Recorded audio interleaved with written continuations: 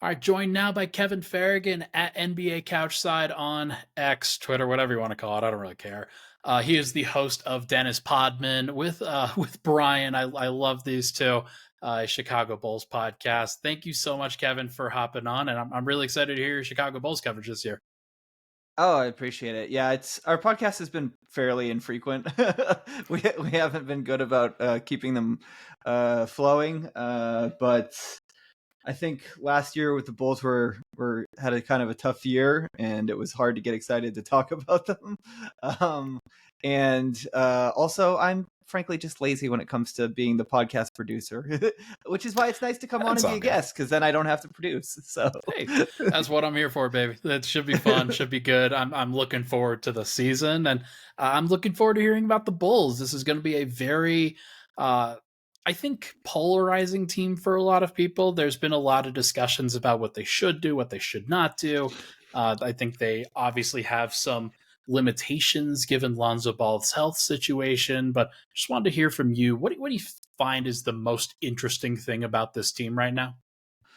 To me, it's can they fix their offense? Like that is the thing that I keep coming back to. And I think they had very specific weaknesses. And Billy Donovan talked about this at media day. These were things that if you paid attention to people who know what they're talking about when it comes to the team, and are willing to do like a 5-minute deep dive on cleaning the glass, you could figure out during the season. But their biggest, they had like actually like a very good half court offense on first shot attempts. So, and like if you look at like their shooting percentages and all of that, like they were a very efficient like shooting team. But the problem was that they didn't get any second shot opportunities. They like were one of the worst offensive rebounding teams in the league, and they did not push the pace nearly enough. They were like one of the lowest frequency transition teams in the league, despite being like a pretty decent deflections and turnovers defense. So a lot of that comes down to like DeMar DeRozan walking the ball up the court, right? Like that he likes to play that very slow and deliberate style. Right. That is, and the other big piece of why they weren't as efficient offensively as they should have been is just that their shot distribution, and again, this goes to DeMar being your lead guy, among other things. But I think this is the biggest driver is just that he takes like 20 shots a game, and almost all of them are coming inside the arc. They needed to push pace, get more offensive rebounds, and figure out ways to generate more threes. I think that they made two pretty good role player signings in the offseason that I think really should help with all of those weaknesses.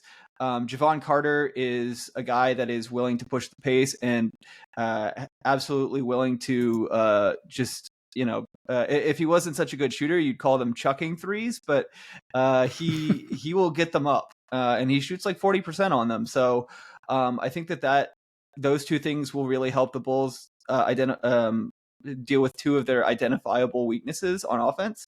Torrey Craig is a really good offensive rebounder for a wing, and the Bulls have suffered a lot for offensive rebounding. I think partially it's a strategy thing. I think Billy Donovan prefers to get back and protect in transition, and stop the other team from getting easy baskets that way. But the downside of that is that you sacrifice those second shot opportunities, and so I think that they probably still won't be like a great offensive rebounding team, just because I do think some of it is strategic. But I think that having somebody like Torrey Craig, who can crash the glass while still being a good defensive player, I think should be helpful in that regard. So I like the moves that they made in the offseason. As far as their free agency moves, I was like not as happy about what they did at the draft. But I think that, and the fact that they have like maybe like 3 or 4 roster spots right now that are like kind of wasted, in my opinion. Yeah, I was looking at the but roster and just trying to figure out just about some of the guys towards the back end and who would push who, and it's not a strong crop at the back end of the roster, is what I'll say. No, I mean, I wrote an article on my blog that like 50 people read, but I wrote about it like a year and a half ago, basically just saying that the Bulls and Karnisovas need to do better on the margins, because that is really where they've struggled, I think, and they have to be better on those things, specifically because they have $20 million a year tied up to Lonzo Ball, who can't play, and that's not anybody's fault, but it does literally reduce your margin for error. And so that means that you have to hit those marginal signings a lot better.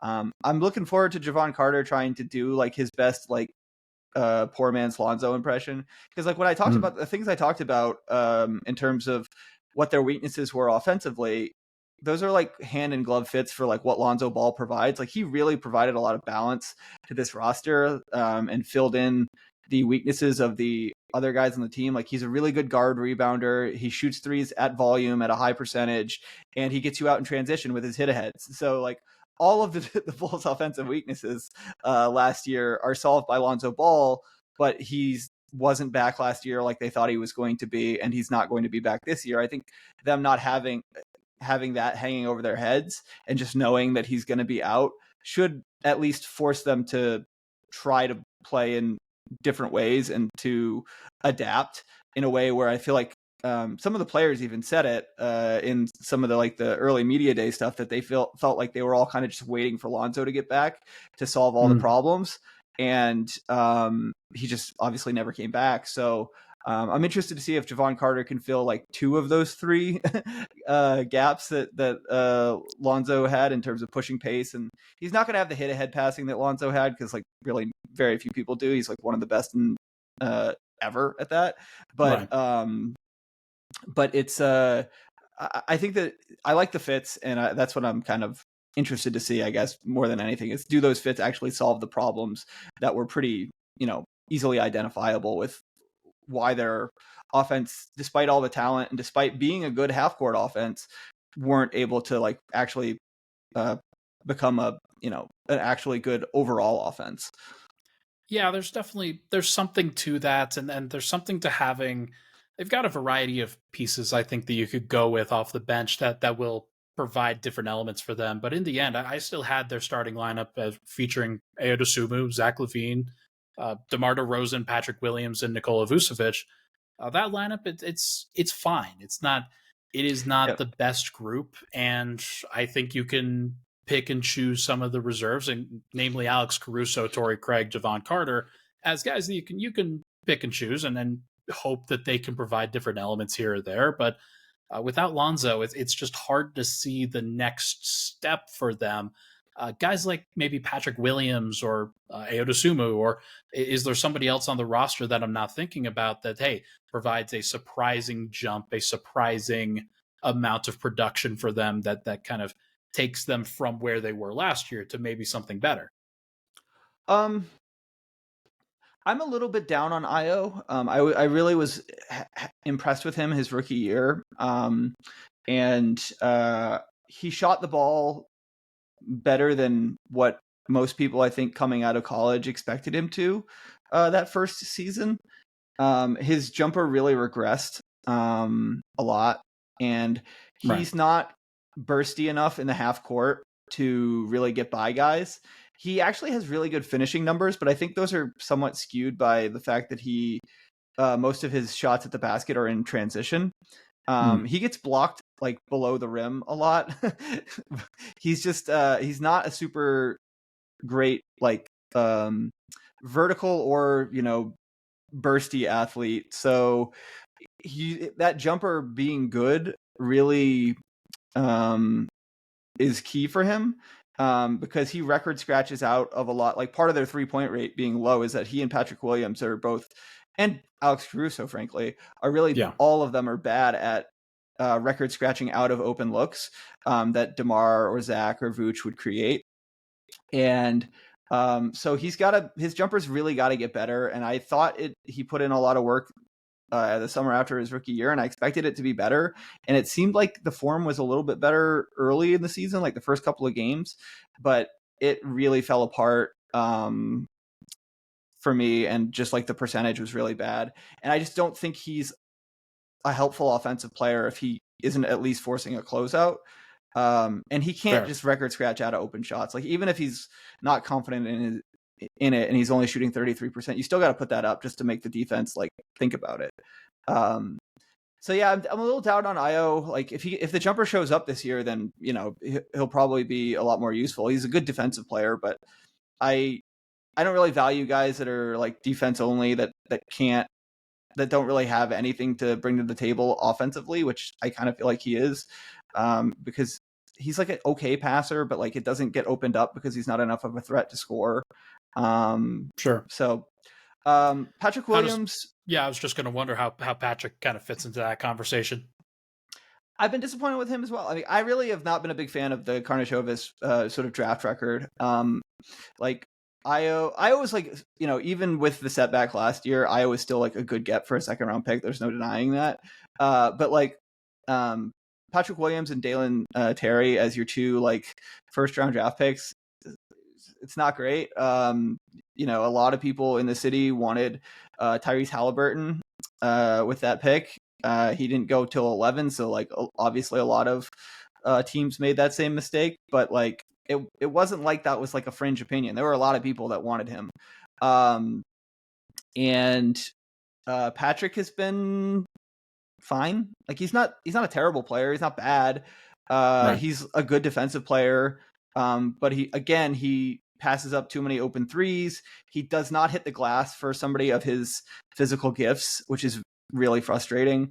And for a guy with as good at ball skills as he has, he seems kind of afraid of the ball and he wants to get off of it as soon as he gets it. And often he wants to pass out of it, but like just kind of like hot potato pass, not like a pass that like a productive pass. And so I don't know. I'm hopeful. I see the tools. I see like the little flashes that, Bulls fans that are still holding their Patrick stock and still holding on to hope that he's going to be like the thing that puts him over the top this year. I don't know. I don't see it, but I would love to be wrong. And I think he'll be even if he just continues to improve at like the rate that we've seen, he'll still be like a solid starter, but like star potential, I don't really see that with him anymore. We will see. We will see what happens with him and with some of these other fringe guys on the Bulls. I do kind of come back to that DeMar DeRozan and Zach LaVine playing a very similar role, although DeMar's obviously handling with the intention of playmaking for others a little bit more than Zach is. But it is interesting that these guys, they play a very similar style on the wing, or just that scoring wing mentality. There's been a lot of talk about whether they're going to trade Zach LaVine or whether they're going to let go of DeMar DeRozan at some point. I think DeMar's on the last year of his contract, if I want to say, and this seems like it could be the final year of this duo playing together. Do you see this duo sticking around long term, or is this maybe the one last hurrah before a move potentially gets made? So I know that like the front office would like to move on from Zach, like just straight up, like that has been something that's been I think reported some places, and I've heard it from other people who know, like, 3 or 4, like I'm not source, but like I know people that know people that know Sure. stuff. And that is something that like I've kept hearing, but they don't want to just give Zach away. They recognize that like he's their most valuable asset. And I think that that's a reason you haven't seen a Zach LaVine trade is because they're getting lowball offers, because Zach has only ever played for incompetent organizations like the Timberwolves and the Bulls. So he hasn't been, a quote unquote winning player, but I don't really believe in that so much. Like I think that like teams win, players don't really. And I think, Zach was bad early in his career. He was really young and he came in very raw, but I think he's been a winning player for a while now, and it's just not recognized because he's not slotted next to a true, star player, like a top 10 guy. Like I think if you put Zach LaVine on the Celtics in place of Jaylen Brown, I think the Celtics improve. Like I genuinely believe that he's a much better, more dynamic scorer. He's better finisher, better dribbler, and Zach's not even like that great of a dribbler, but he's better than Jaylen. That's much low bar. Yeah, much better shooter. Like way better, like I said, way better at finishing, and like they have this, like pretty much the same strengths and weaknesses on defense. I think Jalen's a little bit better on ball defense than Zach, but like Zach's pretty good now at on ball defense. He's just like still kind of gets lost off the ball sometimes, and so does Jalen. But Jalen, that stuff gets covered up because he plays consistently with four other like really high level defensive minds pretty much all the time. So in any event, I think that he and Zach has cost control with like the CBA going up. I think that like I've been shouting about this for a little while now, just that like Zach's contract is good actually. Like people are talking about it like it's an albatross, and it's like no, he got locked in on the sub, not the super max, on the regular max, and he got locked in on it under like the lower CBA before it really explodes. I mean, it's been getting bigger and bigger all the time, but like the numbers that like Jalen is signing to, and like even Dame's Supermax, it's just like those are bad contracts.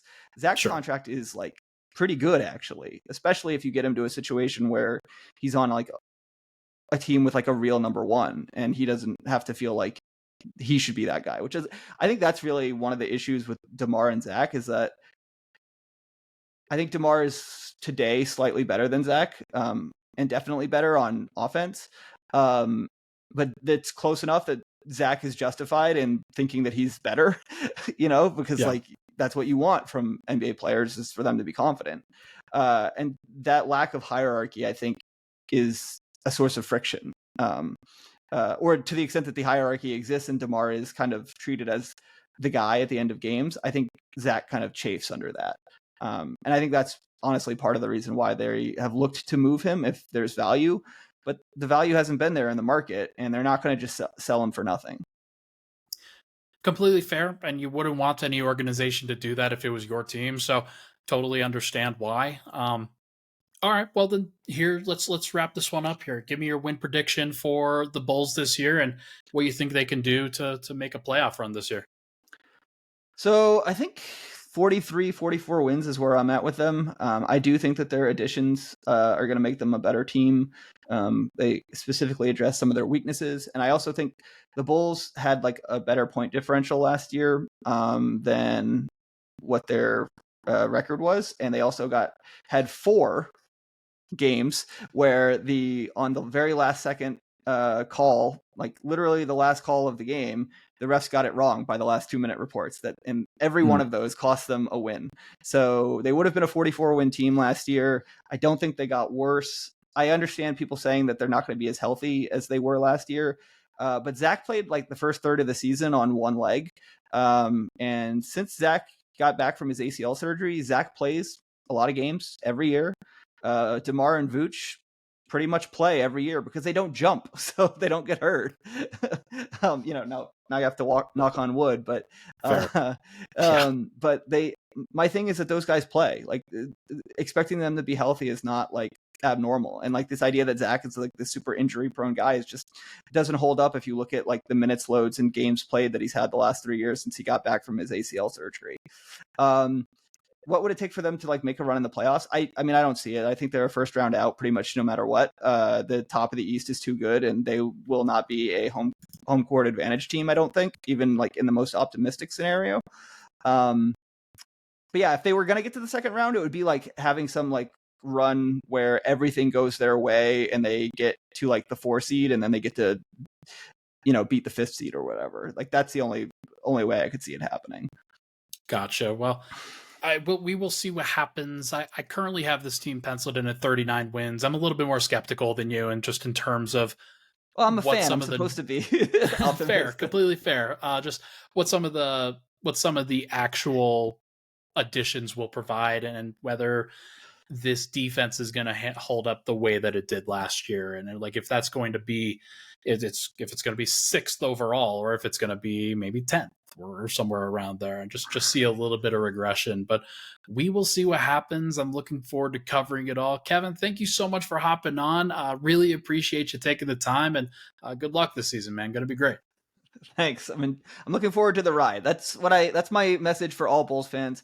Try enjoying the ride. Like, don't like, it's okay. It's okay for your team to be just okay. Like, just enjoy your guys, enjoy the ride. Only a few teams every year are title contenders, and the Bulls don't have a path to get there anytime soon. So, like, relax. It's going to be okay. Thank you so much, everybody, and talk to you guys soon.